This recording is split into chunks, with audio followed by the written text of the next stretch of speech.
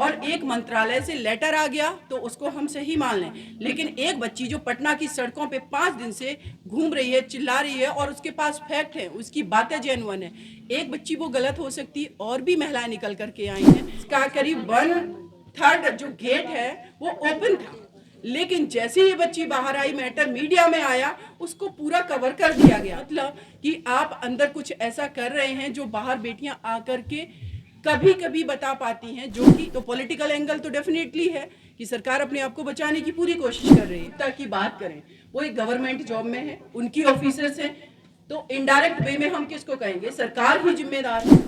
अगर संरक्षण नहीं होता तो अभी तक इतना बड़ा मैटर है ये, वंदना गुप्ता को सस्पेंड कर दिया गया होता, क्यों नहीं किया गया? उनके खिलाफ में एफआईआर हो गई होती। करके किसी के सामने परोस रहे हैं, और ये देश की 49% अगर किसी बेटी को सप्लाई किया जाता है तो ये सीमा की डिग्निटी पर भी अटैक है, बिना मानवी की, और इस मंच पर बैठी सभी महिलाओं की डिग्निटी पर अटैक है। मैंने देखा जाकर के उन बच्चियों से झाड़ू लगवाई जा रही है जो बच्चियां जा करके 10th 12th पास में स्टडी कर रही हैं, उन बच्चियों को अंदर जा करके झाड़ू लगवाई जा रही है, और जो बच्चियां वहां पर विक्षिप्त हैं उनके साथ रखा जा रहा है, उनको मिसगाइड किया जा रहा है। आप किस तरीके से शेल्टर होम का ये कहीं मीनिंग होना चाहिए।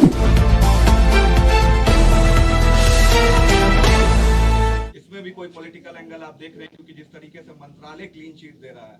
देखिए, मंत्रालय विदाउट एनी, मैंने शुरुआत में ही बताया, इन्वेस्टिगेशन इंक्वायरी के कैसे क्लीन चिट दे सकता है। जो उन्होंने, हमने उनका लेटर देखा है जिसमें उन्होंने कहा है कि जो काउंसिल उस बच्ची की गई है, उन्होंने बताया कि वो नॉर्मल नहीं है, तो वो काउंसलिंग जो की गई है उसका प्रॉपर एक प्रोसीजर होता है, वो लेटर्स कहाँ हैं, वो अवेलेबल करवाए जाएं, जिस डेट में किस किस काउंसलर ने काउंसलिंग की है, ये सारे हमें एविडेंसेस चाहिए।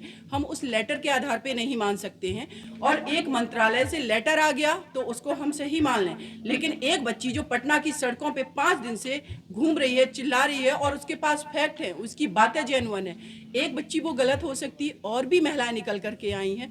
ये एग्जाम्पल हमारे सामने मंच पर जो बैठे हैं रंजीत कुमार, कितने लोगों को आप झूठा साबित करेंगे? तो ये तो रियलिटी है। जब भी कोई रूलिंग पार्टी होती किसी भी राज्य में, सेंट्रल में, और इस तरीके के मैटर्स आते हैं तो वो अपने आप को बचाने की कोशिश करते हैं, और शायद ये बिहार सरकार ने अगर पहले ही अपने शेल्टर होम में जा करके इन्वेस्टिगेशन करवाया होता, प्रॉपर मॉनिटरिंग होती, तो हमारी ये बच्ची सड़कों पे नहीं घूम रही होती। इसके जैसी और भी जो बच्चियां हैं, करीब 250 से 300, उन बच्चियों की जिंदगी कैसी होगी हमें में से किसी को नहीं पता। और एक और आप लोगों को बताना चाहूंगी बात, मैं निरंतर इस न्यूज को देख रही थी, मैंने देखा कि वो जो शेल्टर होम है गाय घाट, उसका करीब 1/3 जो गेट है वो ओपन था, लेकिन जैसे ही बच्ची बाहर आई, मैटर मीडिया में आया, उसको पूरा कवर कर दिया गया। आखिर क्या अंदर है ऐसा जो बाहर की दुनिया नहीं देख सकती, वो बेटियां बाहर की दुनिया नहीं देख सकती, या बाहर के लोग उन बेटियों को नहीं देख सकते?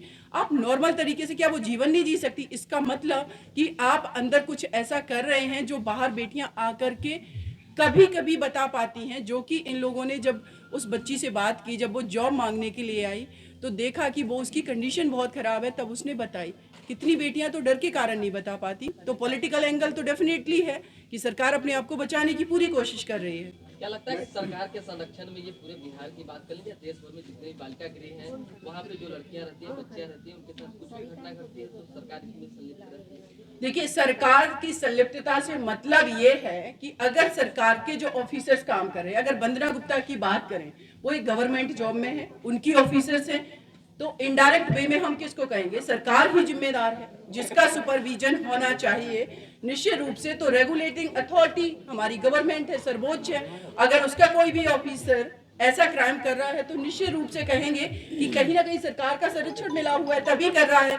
अगर संरक्षण नहीं होता तो अभी तक इतना बड़ा मैटर है ये, वंदना गुप्ता को सस्पेंड कर दिया गया होता, क्यों नहीं किया गया? उनके खिलाफ में एफआईआर हो गई होती। को जेल तक जाना गया था। फिर वही हालात है जब इस तरह की पूरी घटनाक्रम वही खाली थाने के चक्कर में मीना जी लगाती रही बच्ची को लेके। डीएम साहब का तो फर्ज बनता था कि बच्ची से बात करते, लेकिन रातों रात जिस प्रकार से रिपोर्ट प्रेस रिलीज जारी करके क्लीन चिट दे दिया गया।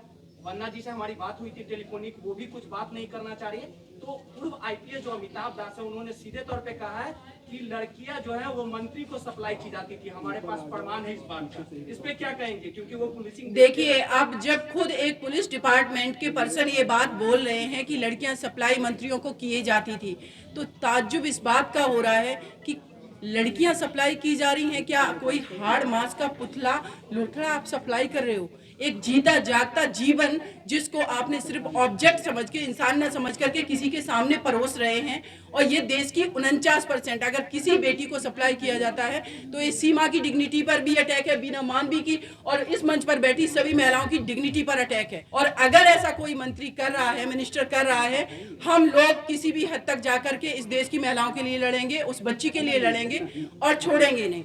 दूसरी बात जो आपका सवाल था शेल्टर होम की, मैं सिर्फ पटना की बात अभी कर रही हूँ यहाँ, लेकिन ऑल ओवर इंडिया की मैं बात कर रही हूँ। दिल्ली में एक बच्ची मिस हुई थी, उस बच्ची को जब मैंने देखा काउंसलिंग के लिए शेल्टर होम में रखा गया वहाँ कुछ टाइम के लिए, तो मैंने देखा जाकर के उन बच्चियों से झाड़ू लगवाई जा रही है। जो बच्चियाँ जा करके 10th 12th पास में स्टडी कर रही हैं, उन बच्चियों को अंदर जा करके झाड़ू लगवाई जा रही है और जो बच्चियां वहां पर विक्षिप्त हैं उनके साथ रखा जा रहा है, उनको मिसगाइड किया जा रहा है। आप किस तरीके से शेल्टर होम का ये कहीं मीनिंग होना चाहिए। तो मुझे लगता है कि जितने भी हमारे देश की जो भी गवर्नमेंट है उनको अब सक्रिय होकर के महिलाओं के, अगर आपने शेल्टर होम बनाए हैं तो उनको वाकई में एक जहां पर ह्यूमन बीइंग रह रहे हैं उसको प्रॉपर तरीके से रेगुलेट कीजिए।